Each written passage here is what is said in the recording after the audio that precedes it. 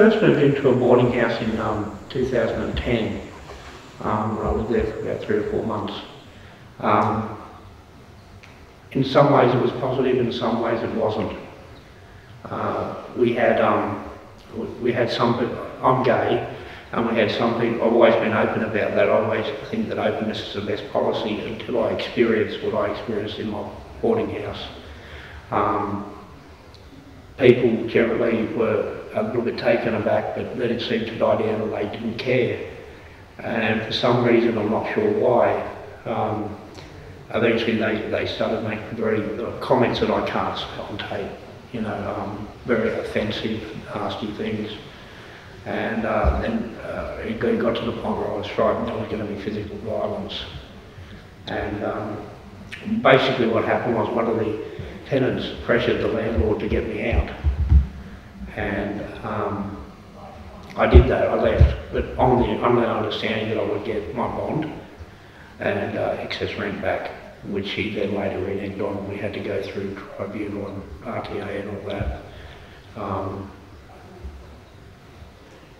He made a bit of a scene there, but we did win, and I got my money back. And one thing I have learned is that with boarding houses, you have to be careful what you say and who you say it to.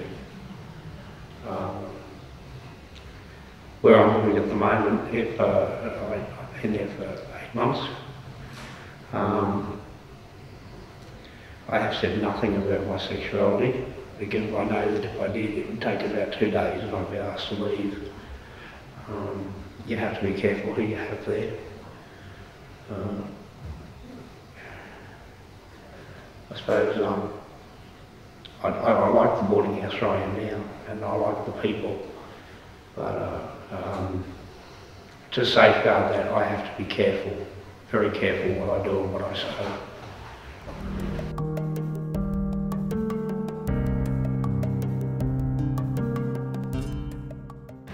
It's difficult to get up in the night and cook if you're hungry, so you've got to keep things in the fridge.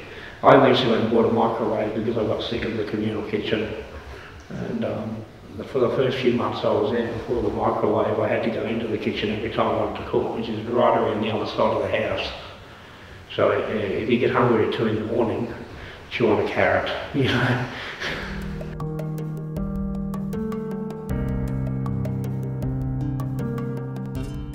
It was nerve-wracking.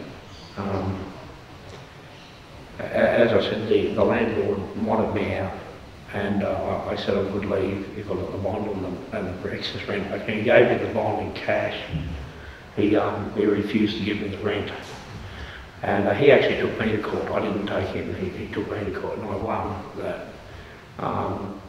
And the help I had with that was through TAS, and we had to write up documents and figure out answers to questions and all that stuff, but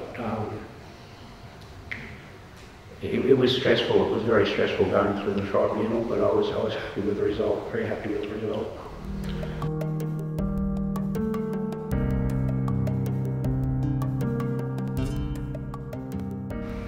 Be careful what you say and who you say it to, and make sure you keep your door locked, because things will walk. It's basically just look after your property and be very careful what you say. Yeah. And also be prepared to hear the neighbours frequently. Even though it's quiet, you can hear any music or TV, or you can hear it through the boarding house. And find one you're comfortable with, because a lot of boarding houses aren't that nice. I've had a look at a few and they were horrible. You know, room like a railway bar, really. But the one I'm in now, the room is very nice. Disadvantage of the room is there's no running water in there. So if you want water in your fridge, you've got to go all the way around the outside of the house, fill your bottles up and bring them back. And of course, you know, there's no toilet in your room, so if it's pouring with rain and you want to go through, you have to get wet. I was provided with tables, like little benches with cupboards underneath. Now these are interesting benches. They're probably 70 or 80 years old, all crafted out of old hardwood. It's just beautiful. So I didn't have to really get much furniture. The bed was provided, the mattress was provided, all the linen you had to bring yourself. There's a beautiful old cupboard in there. So I didn't really have to get much furniture. Didn't really have to get much at all. They even provided me with 3 chairs, so that was good.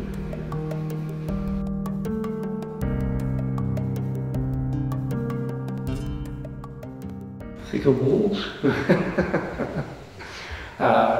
running water, toilet in the room, but that's a flat on the boarding house, isn't it? So, yeah.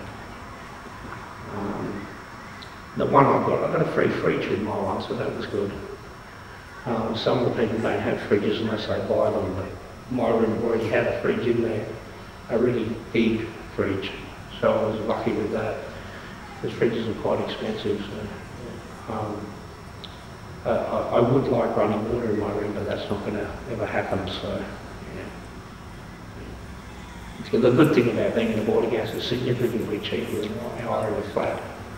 So in a flat you might get more privacy, and you might get a toilet and a shower and whatever that, but you pay for it. You pay a lot extra for that kind of thing. So yeah.